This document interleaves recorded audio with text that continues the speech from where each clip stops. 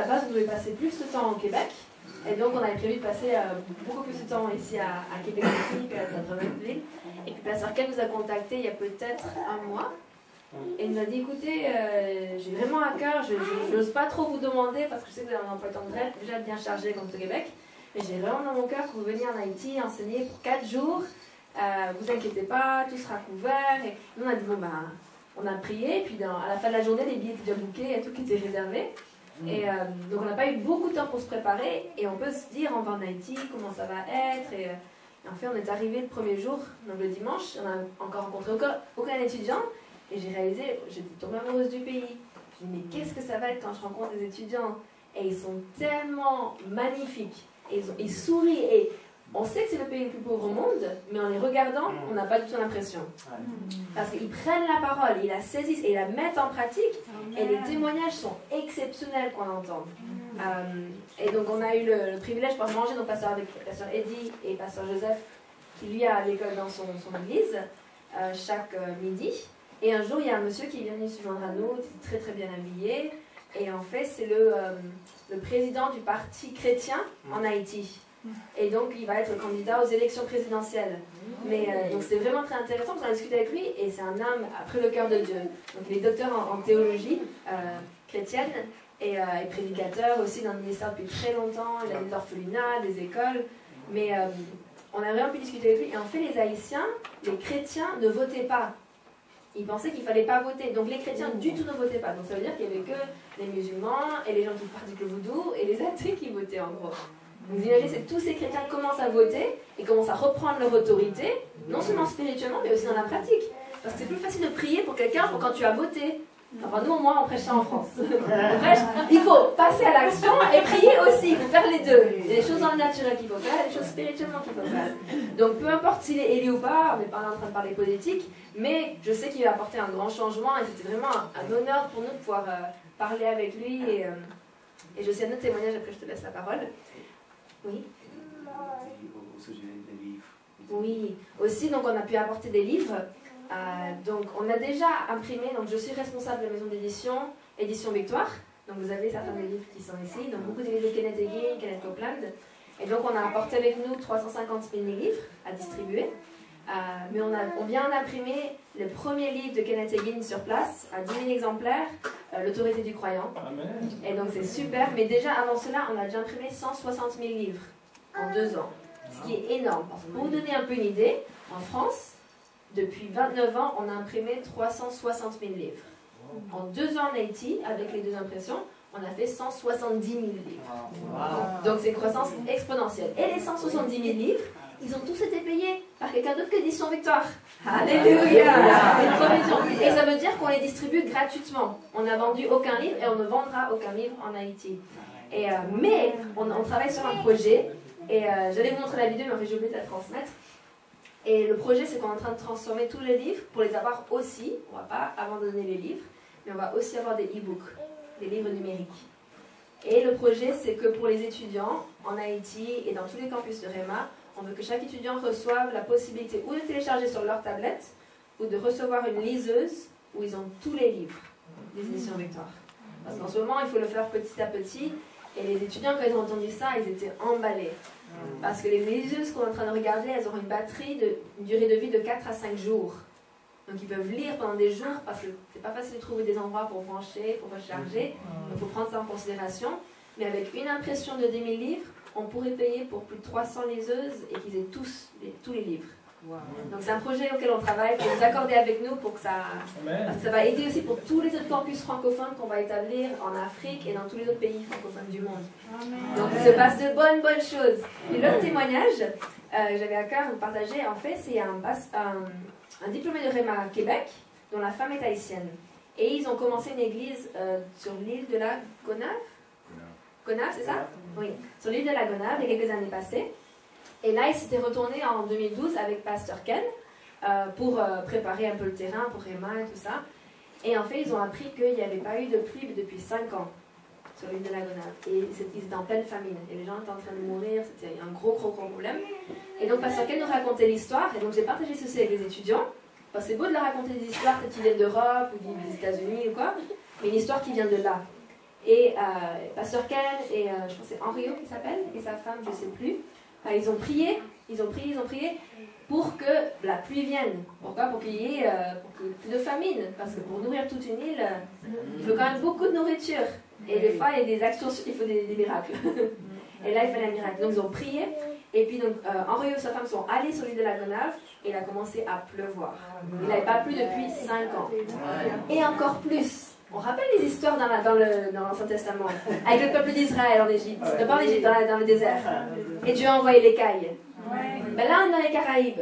Donc, ce qui s'est passé, et j'ai demandé confirmation parce qu'il y a des gens de la Gonâve qui étaient là, c'est que les petits crabes blancs ont envahi les plages. Ils sont sortis de l'eau, ont envahi les plages, et donc il y avait de la nourriture pour tout le monde. Ça, c'était il y a 2 ans, en 2012.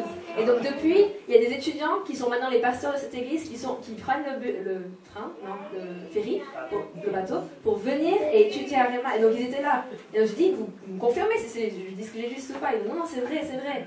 Donc Dieu agit, il fait encore des miracles, et il envoie la provision là où il n'y a pas, et donc il peut le faire aussi dans notre vie aussi. Amen. Donc voilà, il se passe des bonnes choses, et nous en faisons tous part. Nous faisons tous part. Vous avez envoyé votre pasteur, et je sais que l'église aussi soutient ce qui se passe là-bas, notre église soutient ce qui se passe là-bas, de par nos prières, de par peut-être des dons aussi, et c'est vraiment glorieux de voir à quel point ils sont reconnaissants. C'est ça qui nous a épatés, nous envoie encore des messages. Et un jeune homme qui m'a dit expressément, parce qu'on a dit qu'on prêchait ici aujourd'hui, il dit « Envoyez des salutations, envoyez des salutations des Haïtiens, on les salue et on les aime. » Donc, ils vous aiment, même déjà sans d'abord vous avoir rencontré. Je laisse la parole à mon mari. Les enfants triomphants peuvent partir. Merci beaucoup. Parce qu'on a pris un peu plus de temps, on va donner notre invité juste un peu plus de temps ce matin. Donc, on va rester pas trop long après-midi, mais juste un petit peu. D'accord. Merci beaucoup. Donc oui, bon matin encore à tous. Et il y a vraiment, c'est quand on s'unit tous ensemble qu'on peut faire une différence dans toute la francophonie. Et c'est vraiment donc l'église Victoire Centre Chrétien, l'église de la foi triomphante, l'église aussi de la vie comblée du pasteur Ken Taylor. On est tous en train d'unir nos forces pour pouvoir faire une différence pour l'évangile dans toute la francophonie. Il faut vraiment que tous on se sente concernés par ce qui se passe, parce que nous avons tous notre part pour faire avancer l'œuvre de Dieu, et c'est quelque chose de magnifique. Donc aujourd'hui, pour ma part, on va parler pendant le reste de la matinée. Et si vous vous souvenez, l'année dernière, nous étions aussi de passage avec mon épouse, et on avait parlé de méditer la promesse au lieu de méditer le problème. Est-ce que vous vous souvenez de ce message? Et nous avions dit que le fait de méditer la promesse ou les promesses de Dieu, ça déclenche la foi. Et le fait de méditer là où il y a des problèmes dans la vie, ça déclenche l'inquiétude. C'était juste un petit rappel pour savoir si, pendant cette année, si vous avez médité les promesses de Dieu ou si vous avez médité les problèmes, n'est-ce pas? Aujourd'hui, on va parler de quelque chose de totalement différent, mais qui est très très très important dans notre vie chrétienne. Et en fait, le titre de mon message, je vais le mettre sous forme de question. Et la question, c'est la suivante. Suis-je en train de résister à la volonté de Dieu? Suis-je en train de résister à la volonté de Dieu? Et j'aimerais vous montrer un petit peu, grâce aux Écritures, qu'est-ce qui se passe lorsqu'on résiste à la volonté de Dieu dans notre vie, et qu'est-ce qui se passe quand on se soumet à la volonté de Dieu dans notre vie. Et il faut comprendre, déjà, la première chose qu'on va établir, c'est qu'il ne faut pas résister à la volonté de Dieu dans notre vie. Pourquoi? Parce que mon pasteur m'a appris 2 choses sur la volonté de Dieu. La volonté de Dieu, elle est déjà bénie. Amen.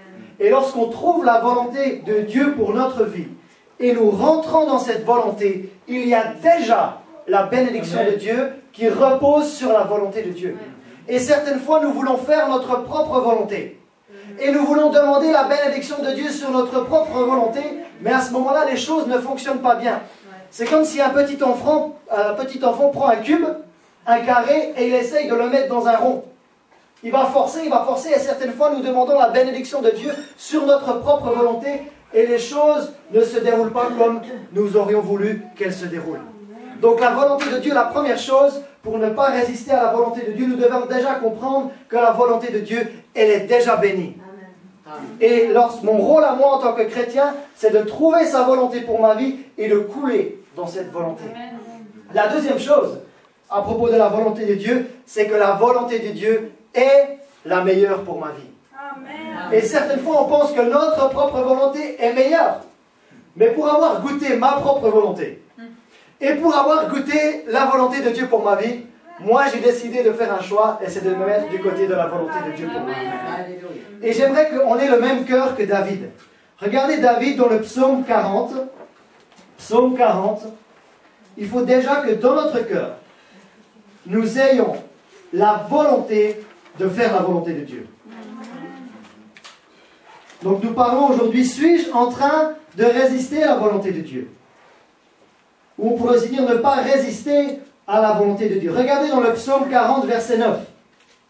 David écrit ceci, psaume 40, verset 9. « Je veux faire ta volonté, mon Dieu, et ta loi est au fond de mon cœur. » Donc vous voyez que pour rentrer dans la volonté de Dieu pour notre vie, nous devons déjà avoir le désir d'avoir et de faire la volonté de Dieu. Je veux faire ta volonté, mon Dieu, et ta loi est au fond de mon cœur.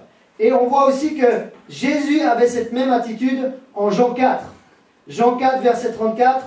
Jésus avait aussi dans son cœur établi le fait que dans sa vie, il n'allait pas suivre sa propre volonté, mais il allait suivre la volonté de Dieu, qui est de bien meilleure. Le proverbe 19, 21, je le cite juste comme ça, il dit ceci. Dans le cœur d'un homme, il y a beaucoup de projets, mais c'est le dessein de l'Éternel qui s'accomplit. Le dessein de l'Éternel pour nos vies surpasse tous nos projets à nous. Il est bien meilleur que tous nos projets, parce qu'il sait exactement où il nous emmène, et il nous a donné son Saint-Esprit. Dieu est celui qui a dessiné notre vie au préalable, et il a envoyé son Saint-Esprit qui nous dirige dans ses projets et dans ses plans, qui Dieu a dessiné d'avance. Et nous devons couler dans cette onction, nous devons couler avec ce Saint-Esprit pour découvrir la volonté de Dieu. Mais regardez ce que dit Jésus. En Jean 4, verset 34, Jésus leur dit, « Ma nourriture est de faire la volonté de celui qui m'a envoyé et d'accomplir son œuvre. » La seule façon pour un chrétien et pour un enfant de Dieu d'avoir une vie épanouie, d'avoir une vie chrétienne et qui porte du fruit, d'avoir une vie chrétienne qui a de la saveur, c'est de faire la volonté de son Père. Amen. Ce n'est pas seulement de manger de la poutine, mais notre nourriture, c'est aussi de faire la volonté de notre Père. Et nous devons ancrer ça en nous. Nous devons ancrer ça en nous comme David le faisait et comme Jésus le faisait. Et regardez ce que dit Jésus. En Matthieu 12, il dit que ceux qui sont vraiment, ou ceux qui font partie de sa famille, ils font quelque chose de précis. Jésus dit que ses frères, ses sœurs et sa mère sont ceux qui font quelque chose de précis. Matthieu 12, verset 50. Matthieu 12, verset 50. Matthieu 12, verset 50. Car quiconque, Jésus dit, fait la volonté de mon Père qui est dans les cieux, celui-là est mon frère, et ma sœur, et ma mère. Donc je ne sais pas si vous avez envie d'être frère de Jésus, sœur de Jésus, mais moi j'ai envie. Mais il dit précisément, il dit que ce n'est pas seulement celui qui entend la volonté de son Père, qui est son frère, sa sœur ou sa mère, c'est celui qui fait la volonté de son Père qui est dans les cieux. Mais vous le savez comme moi, certaines fois, faire la volonté de Dieu, elle n'est pas facile. Certaines fois, nous savons dans nos vies qu'est-ce que Dieu attend de nous, mais pour une raison ou une autre, nous résistons à la volonté de Dieu. Parce que nous pensons encore, parce que nos pensées n'ont pas encore été assez renouvelées par la parole de Dieu, et à ce moment-là, on veut continuer dans nos propres voies, mais on sait que Dieu a quelque chose d'autre, mais on ne rentre pas dans ces plans-là. Et souvent dans nos vies, il y a une phase de transition. Et c'est souvent dans ces phases de transition qu'on perd beaucoup de temps. Parce qu'on essaye encore d'aller dans notre propre volonté, et le Saint-Esprit essaye de nous tirer, de nous appeler, de dire non, va dans la volonté de ton Père. Mais la volonté de notre Père, elle est bien meilleure que notre propre volonté. Amen. Mais certaines fois, le plus dur dans la vie chrétienne, écoutez-moi bien, certaines fois, le plus dur dans la vie chrétienne, c'est simplement de dire oui à Dieu. Il y a un pasteur, nous étions dans une convention des ministères à Grenoble, et il a dit ceci, un pasteur mexicain, qui venait enseigner les pasteurs français.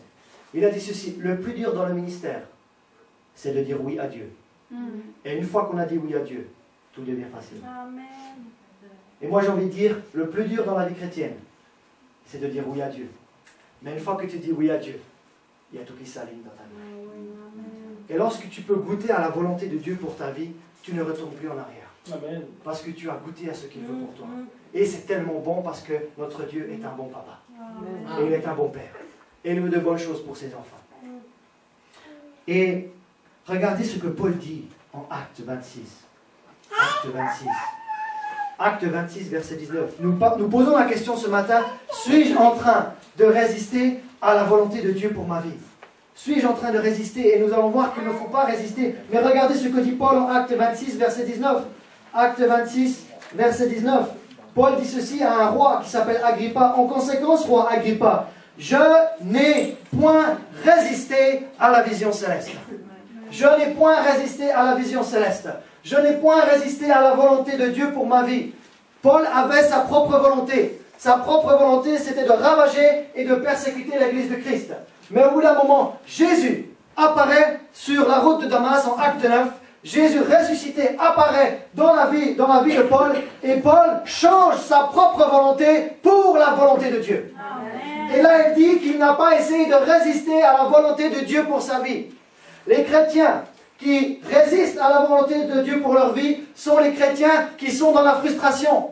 Sont des chrétiens qui ont une vie chrétienne qui ne porte pas du fruit et ils sont sans cesse tiraillés entre leur volonté et la volonté de Dieu. Mais comment est-ce que tu peux dire ça? Parce que j'ai été là. À plusieurs reprises, les décisions les plus importantes dans ma vie chrétienne, j'étais tiraillé entre soit faire ma propre volonté ou soit faire la volonté de Dieu.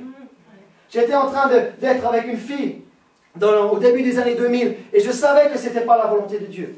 Et je suis parti à l'école de disciples et Dieu m'a dit très clairement, tu vas arrêter cette relation amoureuse. Mais c'était dur. Quand tu as les sentiments émotionnels qui sont impliqués, c'était dur d'arrêter de faire ma volonté et d'accepter la volonté de Dieu. Et aussi quand je suis revenu d'Afrique du Sud en 2005, j'étais allé faire une école de formation de disciples, je suis retrouvé à une des décisions les plus dures de ma vie. Il y avait une fille on était attirés l'un l'autre. Mais je savais qu'elle ne marchait pas avec le Seigneur. Je savais que ce n'était pas la pleine volonté de Dieu. J'étais attiré par elle. Ma chair m'attirait vers elle, mais mon esprit m'attirait vers la volonté de Dieu. Ta chair va t'attirer vers ta propre volonté, mais ton esprit, l'esprit de Dieu va t'attirer vers la volonté de Dieu. Et j'ai dit, Père, pas ma volonté et ta volonté. Et ça, c'est ce qu'on appelle faire une prière de consécration. Une prière, Jésus a fait 3 fois cette prière lorsqu'il était dans le jardin. Pas ma volonté, ta volonté. Pas ma volonté, ta volonté. 3 fois il l'a fait, Jésus. Alors moi je vous pose une question. Si Jésus a dû faire cette prière, est-ce que vous croyez que nous aurons à faire cette prière? Nous aurons à faire cette prière. Et vous aurez à faire cette prière à chaque fois que vous êtes dans un carrefour dans votre vie. Chaque fois qu'il y a une décision très importante qui arrive, est-ce que je pars à droite, est-ce que je pars à gauche? Mais chaque fois que tu vas suivre la volonté de Dieu, tu vas suivre la vie. Et chaque fois que tu vas suivre ta propre volonté, tu vas suivre la mort. Et il a dit, je mets devant toi la vie et la mort. Il nous dit, choisis la vie. Et Jésus veut nous emmener, il veut nous conduire dans la vie de Dieu. Le Saint-Esprit veut nous conduire dans toute la vérité et dans la vie de Dieu, mais il nous laisse toujours le choix. Et tu auras chaque fois ce choix lorsqu'il y a un grand carrefour. Et une fois, j'ai eu un grand carrefour.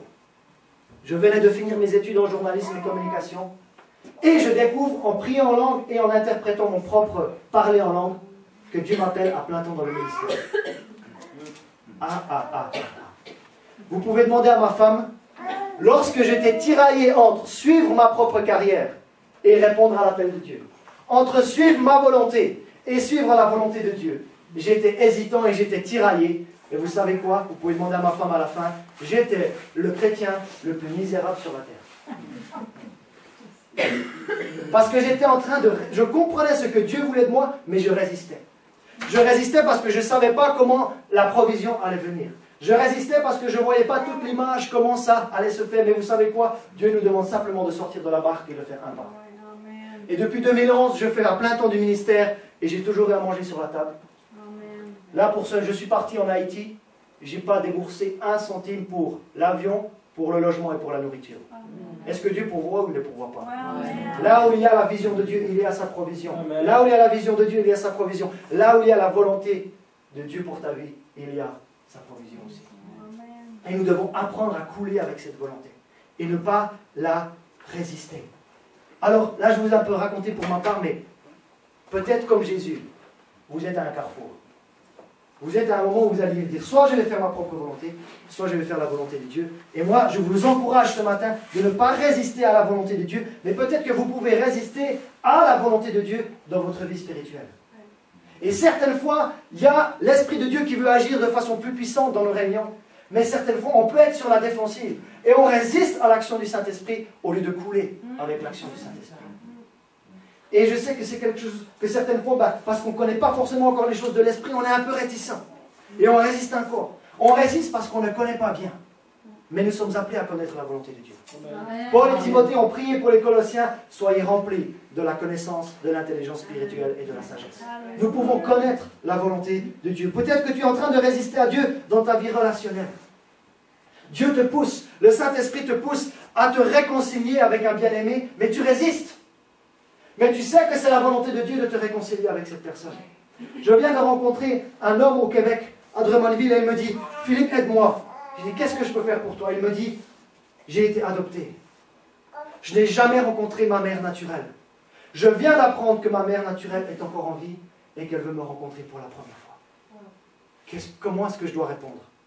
Et moi, j'ai dit, la première chose que je reçois dans mon cœur, c'est que tu es ministre de la réconciliation.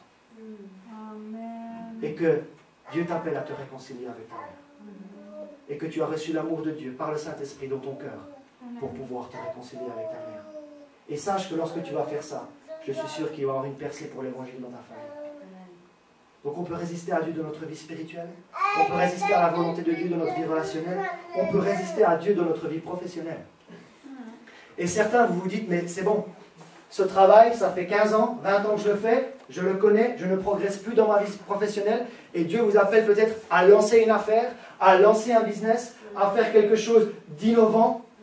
Mais pour la sécurité de l'emploi et pour la sécurité du salaire, tu es en train de résister à ce que Dieu t'appelle à faire. Mais moi, je te dis simplement de couler avec la volonté de Dieu. Parce que lorsque tu ne coules pas avec la volonté de Dieu, regardez ce qui va se passer en Romains 9. Romains 9. Couler avec la volonté de Dieu. Couler avec la volonté de Dieu. Romains 9. Versets 19 à 21. Est-ce que comme David et Jésus, vous êtes attachés à faire la volonté de Dieu? Parce que c'est la meilleure pour notre vie. Romains 9, versets 19 à 21. Tu me diras, pourquoi blâme-t-il encore? Car qui est-ce qui résiste à sa volonté? Ô homme, toi plutôt, qui es-tu pour contester avec Dieu? Et certaines fois, on conteste avec Dieu. Au lieu de le laisser faire, on conteste. Mais là, il dit, mais qui es-tu pour contester avec Dieu? Le vase d'argile dira-t-il à celui qui l'a formé, pourquoi m'as-tu fait ainsi? Verset 21, le potier n'est-il pas maître de l'argile pour faire avec la même masse un vase d'honneur et un vase d'usage vil? Qu'est-ce que ça veut dire? Lorsque tu vas couler avec la volonté de Dieu, Dieu va faire de toi un vase d'honneur. Mais lorsque tu vas résister à la volonté de Dieu, tu vas devenir un vase d'usage vil. Et tous les disciples sont appelés par le Seigneur à porter beaucoup de fruits, à être un vase d'honneur pour sa volonté. Mais lorsqu'on suit notre propre volonté, au lieu de suivre la volonté de Dieu, nous ne sommes plus un vase d'honneur, nous devenons un vase à usage vil. Moi, ça ne m'intéresse pas. Est-ce que vous voulez couler avec la volonté de Dieu et pouvoir vous présenter devant lui comme un vase d'honneur? Ce n'est pas le vase qui dit au potier quoi faire. C'est le potier qui dit au vase, voilà la forme que je vais donner à ta vie, voilà ce que je vais faire avec ta vie, laisse-moi te travailler. Moi je fais un peu de surf et il y a le shaper, c'est lui qui donne la forme à la planche. Ce n'est pas la planche qui dit au shaper de donner la forme. Et certaines fois on résiste à se faire former par le Seigneur. Mais il faut bien comprendre ce qu'il veut faire avec nos vies. Amen. On va développer 3 points rapides. Premier point, quand je résiste à la volonté de Dieu, je me prive de la grâce de Dieu. Premier point qu'on va développer, quand je résiste à la volonté de Dieu, je me prive de sa grâce.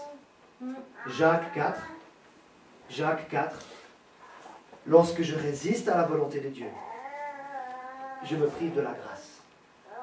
En d'autres termes, je me prive de sa faveur. Je me prive de sa provision. Je me prive que sa main est sur moi. Je me prive de sa protection. C'est pas très bon jusque-là. Je me prive de sa force. Et certaines fois, lorsque vous avez l'impression que vous faites les choses trop par votre propre force, il vous manque la grâce de Dieu. Amen. Parce que la grâce de Dieu, elle a pour objectif de vous porter pour ce que vous faites. Et lorsque tu es dans la volonté de Dieu, la grâce de Dieu est automatiquement là et tu te sens comme porté dans toutes les choses que tu fais. Amen. Donc, quand je résiste à la volonté de Dieu, je me prive de la grâce de Dieu. Et on voit ça dans Jacques 4. versets 6 et 7. Il accorde au contraire une grâce plus excellente. Dieu veut nous accorder une grâce excellente. Dieu veut nous donner la provision, la faveur, la protection, et tout ça est excellent. C'est pourquoi l'Écriture dit, Dieu résiste aux orgueilleux. Et vous savez quoi? Lorsqu'on veut suivre notre propre volonté, au lieu de suivre la volonté de Dieu, c'est une manifestation de l'orgueil. Et la Bible nous dit, je te résiste. C'est comme si là, il y avait Dieu qui était en face de moi, et il est en train de dire, si tu es orgueilleux, Philippe, je te résiste. Je te résiste. Par contre, regardez ce qu'il fait avec les humbles. Ceux qui se soumettent à sa volonté et qui coulent avec sa volonté, il leur fait grâce. Et c'est une grâce excellente. Mais cette grâce ne coule pas si je suis dans l'orgueil. Cette grâce coule lorsque, au lieu de résister à la volonté de Dieu, je me soumets à sa volonté. Et à ce moment-là, la grâce de Dieu coule en abondance. Et dans beaucoup de chrétiens, il y a un grand réservoir de grâce qui veut être ouvert. Mais vu qu'ils ne sont pas dans la volonté de Dieu, ils ne souffrent pas. Mais cette grâce est réservée pour eux. Et elle se déclenche lorsque je suis dans sa volonté. Mais regardez ici, toujours le même verset. Je ne dois pas résister à Dieu. Je dois me soumettre à Dieu. Il dit ici, soumettez-vous donc à Dieu. Ce n'est pas à Dieu que je dois résister. Je dois me soumettre à Dieu. Il dit ici, soumettez-vous à Dieu. Mais à qui est-ce que je dois résister? Il le dit après. Résister au diable. Et certaines fois, on fait l'inverse. On résiste à Dieu, et puis on se soumet au diable. Mais là, il faut résister au diable et se soumettre à Dieu. Et lorsqu'on fait ça, mes amis, votre vie chrétienne, elle décolle. Votre vie chrétienne, elle est à base d'honneur. Votre vie chrétienne, elle a de la saveur. Votre vie chrétienne, elle porte du fruit. Et évaluez votre vie chrétienne. Si vous pensez que c'est stérile, posez la question à Dieu. Comme Paul l'a fait. Qu'est-ce que tu veux que je fasse? Est-ce que je suis dans ta volonté? Et on pourrait prendre par exemple Jonas. Jonas qui a résisté à la volonté de Dieu. Mais il s'est aussi privé de sa grâce. Il avait la grâce qui reposait sur lui pour aller prêcher la repentance à Ninive. Mais au lieu de ça, il a pris un autre chemin. Et au lieu d'être un vase d'honneur, il a fini dans le ventre d'un grand poisson. Et il a été d'un usage vil. Parce qu'il a résisté à la volonté de Dieu. Après, il l'a fait. Mais au début, il a résisté. Et j'ai beaucoup d'histoires en Afrique du Sud. Et j'étais en train de faire une école de formation de disciples. Et c'était dur pour moi, parce que j'étais en train de passer d'un statut de croyant à un statut de disciple. Deux choses différentes, je ne vais pas développer ça aujourd'hui. Mais à un moment, je voulais partir de l'école. Tellement Dieu était en train de me travailler. Je me dis, il faut que je parte d'ici. Je suis en train d'être tourmenté à l'intérieur, dans le bon sens du terme. Et tout d'un coup, je suis tombé sur une tasse. Vous savez que Dieu peut vous parler à travers beaucoup de choses. Et sur cette tasse, je vais d'abord lire en anglais, et après je vais le dire en français. C'était écrit ceci. The will of God will never lead you where the grace of God cannot keep you. La volonté de Dieu ne va jamais te diriger là où la grâce de Dieu ne peut pas te contenir. Qu'est-ce qu'il faut comprendre? La grâce de Dieu accompagne toujours la volonté de Dieu. La grâce de Dieu accompagne toujours la volonté de Dieu. Et si je résiste à sa volonté, je résiste à sa grâce. Et si je me soumets à sa volonté, je fais le plein de sa grâce. Alléluia. Deuxième point qu'on va développer. Donc le premier point, c'était quand je résiste à la volonté de Dieu, je me prive de la bénédiction de Dieu. Mais maintenant, on va voir l'inverse. On va voir que quand je ne résiste plus à la volonté de Dieu, je reçois la grâce de Dieu. Ça vous intéresse? D'abord, on traite le négatif, maintenant on va finir avec le positif quand même. Quand je ne résiste plus à la volonté de Dieu, je reçois sa grâce. Regardez dans Acte 16. Acte 16. Acte 16. Quand je ne résiste plus à la volonté de Dieu, je reçois la grâce de Dieu. Et là, nous allons prendre une histoire. Au début de Acte 16, Paul prend Timothée avec lui et on va reprendre l'histoire en Acte 16, verset 6. Acte 16, verset 6. Ayant été empêchés par le Saint-Esprit d'annoncer la parole dans l'Asie. Ayant été empêchés par quoi? Par l'Esprit.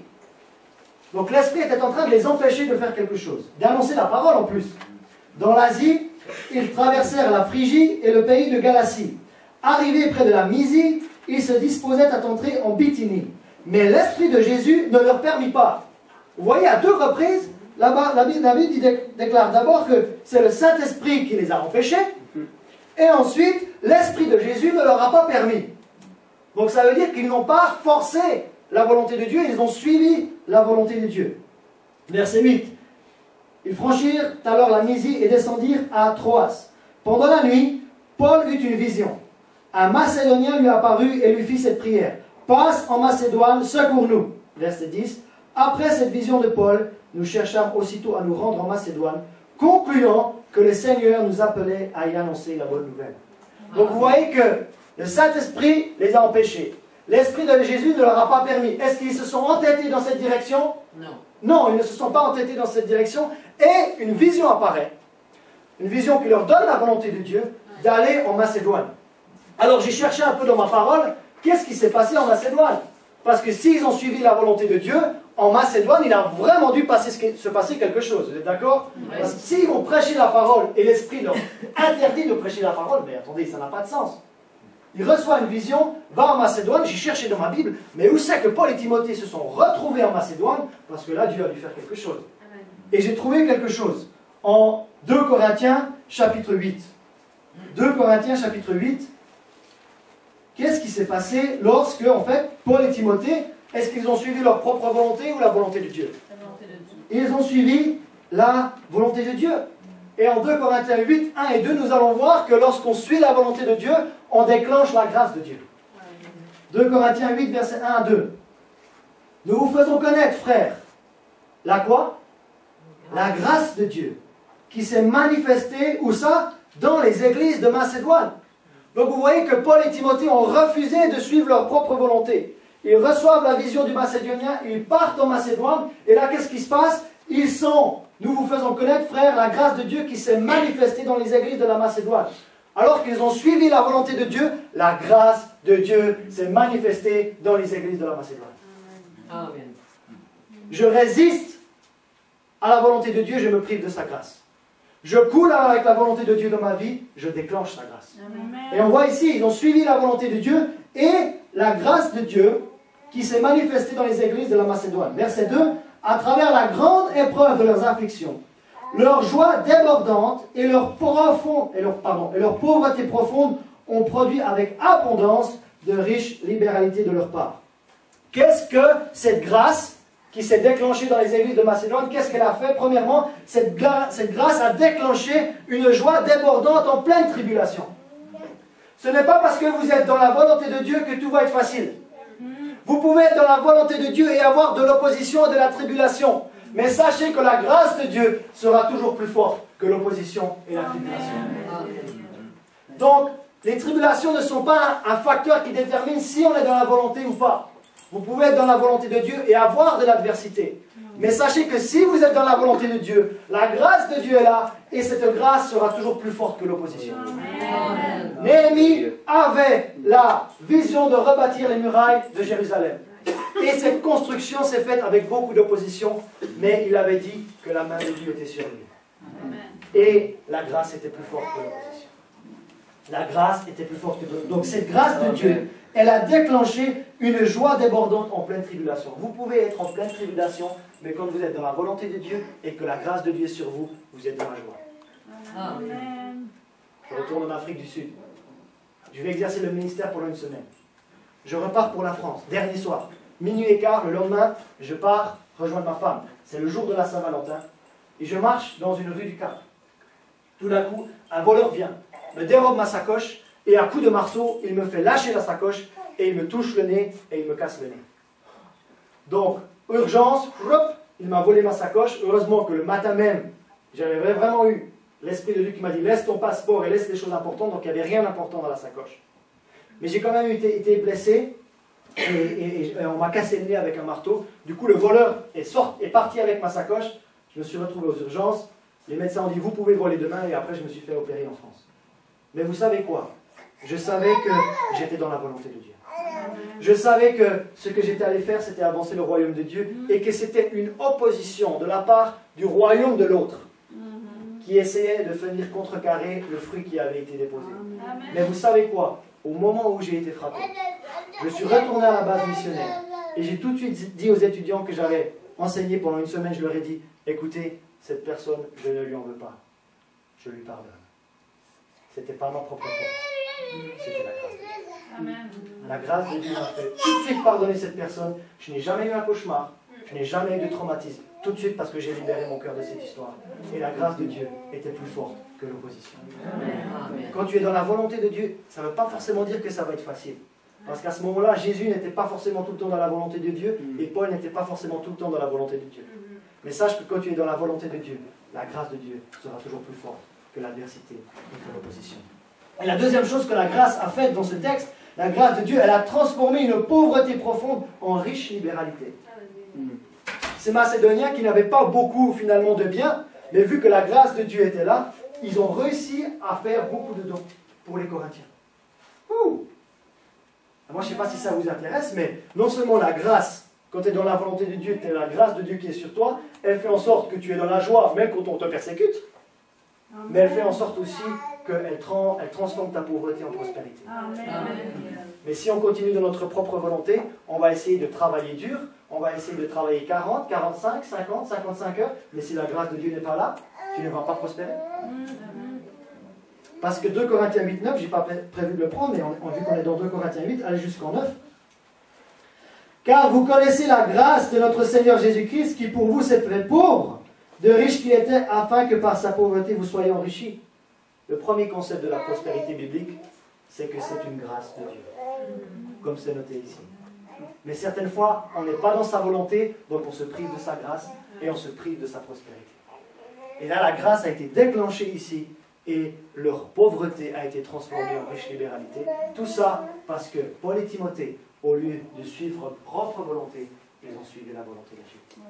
Et lorsque tu suis la volonté de Dieu, non seulement toi tu vas être béni, mais d'autres vont être bénis. Paul et Timothée ont été bénis de ne pas aller suivre leur propre volonté, mais sache que chaque fois que tu suis la volonté de Dieu, d'autres vont être bénis par toi. Et c'est l'heure de regarder un peu plus loin. Pas seulement pour notre propre vie, mais pour bénir les autres. Nous sommes bénis pour être une source de bénédiction. Le dernier point que nous allons traiter, alors le premier point c'était que lorsque je résiste à la volonté de Dieu, je me prive de sa grâce. Lorsque je ne résiste plus, je fais le plein de sa grâce. Mais vous savez que vous pouvez répondre à la volonté de Dieu, mais pas avec un bon cœur. Et le troisième point qu'on va voir, quand je ne résiste plus à la volonté de Dieu, quand je ne résiste plus à la volonté de Dieu et je le fais de bon cœur, je vais non seulement recevoir la grâce et les bénédictions de Dieu. Vous pouvez suivre la volonté de Dieu, mais vous pouvez le faire à contre-cœur. Est-ce que vous savez ça? Vous pouvez suivre la volonté de Dieu, mais vous pouvez le faire à contre-cœur. Mais lorsque tu vas suivre pleinement la volonté de Dieu, et au lieu de dire « Oh, mais Seigneur, pourquoi tu m'emmènes ici? Pourquoi, Seigneur, tu m'emmènes dans ce pays? Pourquoi, Seigneur, tu m'emmènes dans cette ville? Pourquoi, Seigneur, j'ai changé de pays ?» Et tu rouspètes. Je ne sais pas si on dit ça au Québec. Vous comprenez, rouspéter? Ça veut dire que tu râles. Et tu dis « Non, c'est pas ce que j'avais prévu. » Mais tant que tu restes de mauvais cœur et que tu ne transformes pas en bon cœur, tu ne vas pas déclencher les bénédictions de Dieu. Regardez en Éphésiens 6. Éphésiens 6. Éphésiens 6, versets 5 à 6. Éphésiens 6, versets 5 à 6. Serviteurs, obéissez à vos maîtres selon la chair, avec crainte et tremblement, dans la simplicité de votre cœur comme à Christ. Non pas seulement sous leurs yeux, comme pour plaire aux hommes, mais comme des serviteurs de Christ, qui le font quoi? Qui font de bon cœur la volonté de Dieu. Ça veut dire qu'on peut faire de mauvais cœur la volonté de Dieu. Mais lorsqu'on fait, donc non seulement lorsque je ne fais pas la volonté de Dieu, je me prive de sa grâce. Lorsque je fais la volonté de Dieu, sa grâce va être déclenchée. Mais lorsque je fais la volonté de Dieu et de bon cœur, sa grâce et ses bénédictions sont déclenchées. Regardez dans Ésaïe 1,19. Je vais vous lire une version, je crois que, je n'ai pas noté la version ici, mais je crois que c'est la version Martin, ou Osterwald. Ésaïe, chapitre 1, verset 19. Je vais vous lire une version qui est autre que la seconde. Cette version dit ceci. Si vous obéissez volontairement. Cette version que j'ai choisie dit. Donc non seulement obéir à la volonté de Dieu, mais obéir de bon cœur. Avec de la bonne volonté. Qu'est-ce qui va se passer? Vous mangerez le meilleur du pays. Et regardez le verset 20. Mais si vous quoi? Si vous résistez, aïe aïe aïe aïe aïe aïe, qu'est-ce qui va se passer? Si vous êtes rebelle à la volonté de Dieu, vous serez dévorés par l'épée, car la bouche de l'Éternel a parlé. Alors moi, je ne sais pas quelle option vous prenez quand vous voyez ce verset. Soit vous suivez la volonté de Dieu de bon cœur et volontairement, et vous allez manger les meilleures productions du pays, les meilleures poutines de la province du Québec, soit vous ne choisissez pas la volonté de Dieu, et la Bible nous dit ici que Dieu, si on résiste, vous serez dévorés par l'épée, car la bouche de l'Éternel a parlé. Alors moi, je ne sais pas quelle option vous choisissez, mais moi je reste là. Moi je reste là. Mais lorsqu'on résiste à la volonté de Dieu, on se prive de sa grâce. Mais lorsque j'accepte la volonté de Dieu, et non seulement je réponds à la volonté de Dieu avec un bon cœur, non seulement il y aura la grâce, mais il y aura les bénédictions de Dieu. Kenneth Hagin, quand il enseigne ce verset, il disait ceci. Père, j'ai fait ta volonté. J'étais pasteur avant, et maintenant tu m'as dit d'aller sur le terrain, de devenir un ministre de l'évangile itinérant. Mais lorsque j'étais pasteur, j'avais un meilleur salaire, j'avais de meilleures conditions, et mes enfants avaient de quoi manger tout le temps. Alors il dit, Seigneur, je viens avec toi, avec ce verset, et je te pose la question, qu'est-ce qui se passe? Pourquoi je ne mange pas les meilleures productions du pays? Et Dieu dit à Kenneth Hagin, parce que tu ne réponds pas aux 2 critères de ce verset. Il dit, hein? Je ne réponds pas aux 2 critères de ce verset? Oui, il a dit, tu as obéi, mais tu n'as pas obéi volontairement. Et du coup, tu ne manges pas les meilleures productions du pays. Et Kenneth Hagin a dit, en 10 secondes, j'ai changé mon attitude, et j'ai dit oui à la volonté de Dieu, et de bon cœur, et j'ai commencé à manger les meilleures productions du pays. Est-ce que vous avez bien compris ce que j'ai partagé ce matin? Si je résiste à la volonté de Dieu, je résiste à sa grâce. Si je dis oui à la volonté de Dieu, je déclenche sa grâce. Et si je dis oui à la volonté de Dieu et de bon cœur, je déclenche sa grâce et ses bénédictions. C'est une bonne nouvelle. Amen. Et j'ai envie de vous dire que la meilleure vie chrétienne, c'est celle qui obéit volontairement à Dieu. Amen. La meilleure vie chrétienne, celle où vraiment on est enthousiasmé par ce qu'on fait, c'est une vie qui obéit volontairement à la volonté de Dieu. Amen. Quand Dieu m'a dit d'arrêter certaines relations amoureuses, c'était parce qu'il avait prévu Rebecca pour moi. Et Alléluia! Alléluia! Les meilleures productions de la France, Angleterre, américaine, enfin, il y a un peu de mélange. Il y a un peu de mélange. Alors, je ne sais pas dans quelle dimension ce message vous rejoint. Est-ce que le Saint-Esprit a mis quelque chose sur votre cœur et te dit, là, je sais ce que je suis censé faire, mais ça fait déjà plusieurs mois que je ne le fais pas. Mais si vous savez que c'est la volonté de Dieu, comme Kenneth Hagin, vous pouvez changer votre attitude en 10 secondes et commencer à récolter les meilleurs fruits du pays. Et sachez que c'est la volonté de Dieu. Moi, ce qui m'interroge quand vous dites, si je veux faire la volonté de Dieu, je m'abandonne, comment on peut le faire sans avoir un bon cœur? C'est comme une grave, je sais pas, là, je décide que je veux marcher, là, c'est lâcher prise totalement, faire la volonté de Dieu, mais le faire sans bon cœur. C'est possible de le faire de bon cœur, comme je viens d'expliquer avec Kenneth Hagin. On peut le faire parce qu'on ne comprend pas exactement ce que Dieu, l'intention qu'il a, mais qu'on a un tel cœur de lui obéir qu'on le fait. Et souvent, c'est certaines fois plus tard qu'on découvre quelle était l'intention de son cœur. Okay? Mais sans bon cœur, c'est parce qu'on rouspète puis on... Voilà, ne pas le faire de bon cœur, c'est le faire, mais c'est comme si je dis à... J'ai pas encore d'enfant, mais si je dis par exemple à Jonathan Raza, j'ai dit, Jonathan, viens m'aider à faire la vaisselle. Oh non. Ok, je vais le faire, mais... Et après, il le fait un petit peu comme ça. Okay. Il le fait, mais pas de bon cœur. Ou moi, je le fais et pas de bon cœur. Okay. Vous comprenez? Vous pouvez faire quelque chose, mais pas le faire de bon cœur. Et là, je peux le faire. J'ai pris l'exemple de Jonathan, mais moi, je peux faire la vaisselle et ne pas faire de bon cœur et dire, oh là là, mais comment ils ont mangé, cette équipe, et tac, tac, tac, tac, tac. Vous pouvez faire quelque chose et ne pas le faire de bon cœur. Et quand vous faites ce que Dieu vous demande et vous y ajoutez le bon cœur, il y a la grâce et les bénédictions. Alors, je vais juste finir avec ceci. Et ça, c'est une petite phrase que vous pouvez noter. Lorsque je suis la volonté de Dieu, avec bonne volonté, j'entre pleinement dans ma destinée. Lorsque je suis la volonté de Dieu, avec bonne volonté, j'entre pleinement dans ma destinée. Lorsque je suis la volonté de Dieu, avec bonne volonté, j'entre pleinement dans ma destinée. Amen. Et si vous retenez cette phrase, vous retenez l'essence que j'ai partagée ce matin. Est-ce que ça vous a parlé? Moi, ce que je vous propose, c'est qu'on se lève tous et on va demander de rentrer dans la volonté de Dieu en tant qu'Église foi triomphante. Est-ce que vous êtes d'accord que l'Église de la foi triomphante rentre pleinement dans la volonté de Dieu? Que l'Église de la foi triomphante fasse une percée cette année dans la ville de Québec. Parce que la volonté de Dieu, c'est que son Église grandisse. C'est que son Église porte du fruit et du fruit qui demeure. Donc si vous êtes d'accord avec cette prière, on va se mettre en accord. On va faire une prière de l'accord et on va déclarer la volonté de Dieu sur l'Église de la foi triomphante. Est-ce qu'on peut tous prier ensemble ça? Oh Père! Père, nous nous mettons ensemble ce matin. Nous ajoutons nos forces. Nous ajoutons, Père, les capacités que tu nous as données. Nous ajoutons nos dons. Et nous décidons d'être le corps de Christ local, ici, dans la ville de Québec City et dans la province du Québec. Père, nous déclarons et nous professons la volonté de Dieu sur cette assemblée dans le nom précieux de Jésus. Oh Père, que ta volonté s'accomplisse. Oh Jésus nous a enseigné à prier que Père, ta volonté, elle soit faite sur la terre comme au ciel. Et Père, nous déclarons que ta volonté soit faite dans cette église comme elle l'est déjà au ciel. Et maintenant, nous prenons notre main de la foi et nous descendons la volonté de Dieu ici à l'église de la foi triomphante. Et nous nous attendons, Père, à avoir des manifestations de ta grâce.